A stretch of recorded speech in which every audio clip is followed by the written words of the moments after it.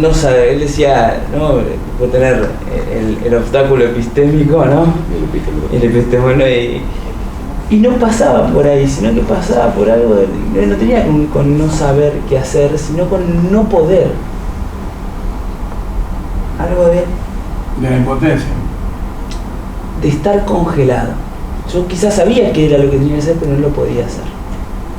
Y eso fue algo que yo me había pasado muchas veces en el consultorio, pero no lo había podido tomar, ¿no? Como nos invitó Hernán,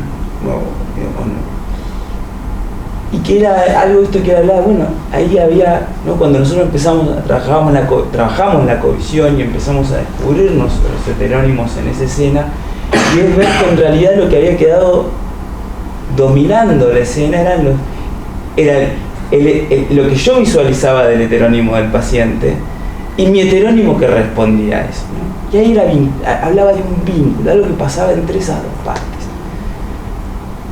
Y que ese heterónimo me estaba habitando y que lo que yo no podía no era con el paciente, sino era salir de mi heterónimo. ¿Se entiende el heterónimo? Sí. Y que lo que hacíamos, lo que trabajamos con la covisión, a mí, era abrir esto, ¿no? Era desplegar otros heterónimos posibles míos, pero también quería aportar que otros veían. Y me parece que eso, es de una potencia para el trabajo que yo hasta que no lo vivencié y no lo podía identificar en la clínica, que era una captura. No le podía poner ese nombre. Y qué articulaba y que no tenía que ver con algo de lo que yo no sabía. No lo podía. No podía. Y me parece que en eso, esto que quizás estábamos hablando de, es como tirarse en paracaídas con cautela, con cautela de qué heterónimos me dominan, ¿no? Se me despiertan con el otro, en el vínculo, no es solo, no es el paciente, yo, es en los grupos, ¿no? Todos los personajes que nos habitan, los que pensamos que nos habitan, que están del otro lado, lo del otro lado que piensa que nos habitan a nosotros también, en ese juego de multiplicidad de... en esa máquina, ese juego que se arma. Yo pensaba, ayer lo estaba revisando y digo, claro, sería como el despliegue, con perdón del psicoanálisis, de lo fantasmático, porque releyendo textos, me acuerdo, estos días, digo, claro, esta fue la traducción del fantasma, es decir, bueno, de alguna manera, qué personajes y qué formas tienen y nos habitan, que hacen a veces que ni siquiera sepamos nosotros, pero que por ahí alguien de afuera nos lo puede llegar a decir, como es lo que estamos haciendo todo el tiempo con los grupos, en los grupos de covisión, porque nos miramos entre todos, no es supervisión, es covisión horizontal, y esa es un poco la idea que siempre se quiere transmitir, y fueron las posturas sucesivas que se intentaron hacer todo el tiempo, con la enseñanza tanto de Hernán como de Tato, que obviamente estuvo acompañando siempre. A veces es difícil diferenciar los Hernán y a Tato, ¿no? Pero sabíamos cada uno qué era lo que había aportado y cómo uno por ahí acompañaba al otro y lo potenciaba inclusive. Así que, bueno, no sé, ¿qué más? Mechi, ¿querés contar algo? No, yo pensaba todo el tiempo que a mí un poco lo que me llevó hacia Hernán y que quizá todavía no está en otros términos es rescatar el arte como la interdisciplina con otras ciencias que no son tan duras y que tienen más que ver con la metáfora. Para mí como que un concepto, lo que fue para mí Hernán, que en realidad fue llevar el arte a la psicoterapia. Yo estaba más en el arte y todavía estaba estudiando, y me sentía más actriz que médica, como no era más. Y él fue el puente en cómo eso que ya estaba desplegado desde el arte, orientarlo hacia... Cómo llevar a la Mechi artista. Cómo llevarlo a la ciencia un poco más dura, que era la medicina, la psiquiatría, la psicoterapia.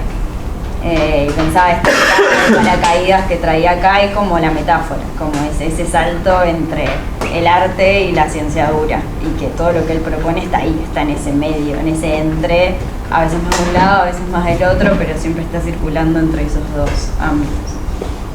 Alguna vez en una anécdota, en un grupo, a veces no sé qué lo he contado, no sé si no estabas vos también, no me recuerdo, pero quizás era del primitivo grupo que teníamos, un día nos pregunta a todos, ¿qué querés ser cuando seas grande? Y yo recuerdo que dije, artista. Por lo menos a la música y demás me pude dedicar, además de la psicología, pero me sorprendió hasta la respuesta. Así que bueno, ¿qué queremos ser cuando seamos grandes? No, a ver si... Fíjate con lo que vos decías recién, ¿no? Lo del artista, es que si podemos reconocernos como una caja de resonancia, ¿no? Resonando con el otro.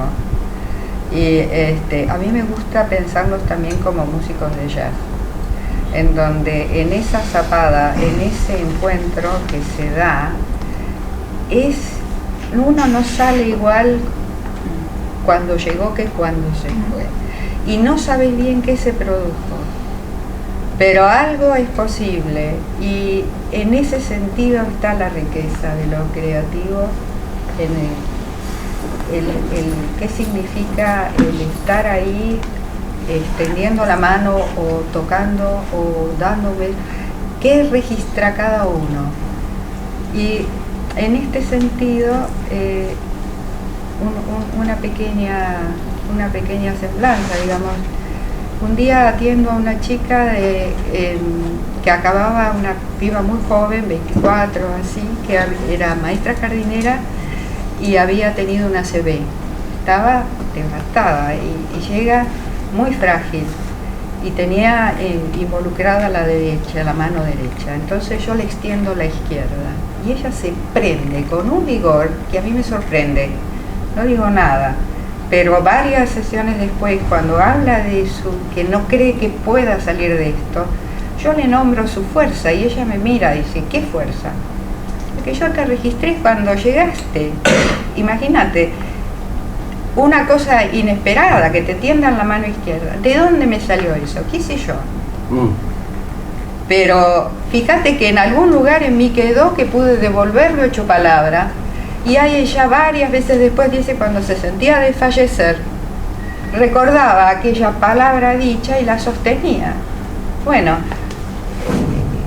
es arte, los accidentes nos permitimos, a partir precisamente de la escuela de sobre todo con Hernán, que también nos permitíamos ese tipo de accidentes, como decir, bueno, no sé por qué le di la mano izquierda, pero me surgió dar. Sí, pero además viste que el accidente no es accidente en sí, ¿no? Porque digo, además de que se afirma, además de que se afirman en Bacon, que es el que lo plantea en el campo estético, el tema es lo que justamente, y volvemos a la misma historia, ahí no hay interpretación, sino a partir de los acontecimientos, de la composición de algo productivo, creativo, constructivista, revolucionario en el sentido molecular, porque pone a revolucionar y no giros en el vacío o sobre las mismas pelotudeces de siempre. Entonces, más de lo mismo. Más de lo mismo. Como sea, pero justamente eso que nos fuerza a pensar, porque ¿de dónde salió? Y bueno, yo qué sé, si tenemos si todavía vamos a llamarnos psicoanalistas, es porque todavía tenemos una religión. Entonces creemos que el inconsciente existe. Entonces, si el inconsciente existe, ahí lo tenés en acto. Como Dios. Pero lo estoy diciendo entre sarcástico y afirmativamente. Yo creo que el inconsciente se produce y creo que la conciencia es un avatar bastante asqueroso, porque por lo general es mala conciencia. Entonces, cuando que la reina de... Por eso el insomnio. Por eso cuando el cuerpo actúa y vos decís, puta, ¿y cómo hice esto? Y qué bien que me salió. Es después, porque es la posterior. Tomamos nota, opa, pasó esto, claro. Entonces como me doy cuenta, vuelvo a aplaudir. Soy consciente nuevamente. Gracias a Dios recuperé el control. Pensamos que lo tenemos ahí. Me volví a agarrar de algo. Gracias a Dios recuperé el control. Yo pondría al terapeuta en la conciencia y al artista en el inconsciente, ¿no? Sí, claro, pero mirá que hay muchos artistas el que tenemos que ir a atravesar. No, pero digo, quizás como la propuesta desde lo que... Demasiado. Sí, el artista tomando la espontaneidad, el deseo como producción. Inclusive el arte capturado a través del mismo mercantilismo que los psicoterapeutas. No estoy por fuera de nada de lo que digo, aclaro por la duda. Los psicoterapeutas, los médicos, los docentes universitarios, o sea, porque hay un diagrama trabajado tanto por el Estado como por el régimen de intercambio capitalístico. Y bueno, y bueno, está. Chicas, chicos, estamos sobre la hora. Bueno, que tiene que oficialmente.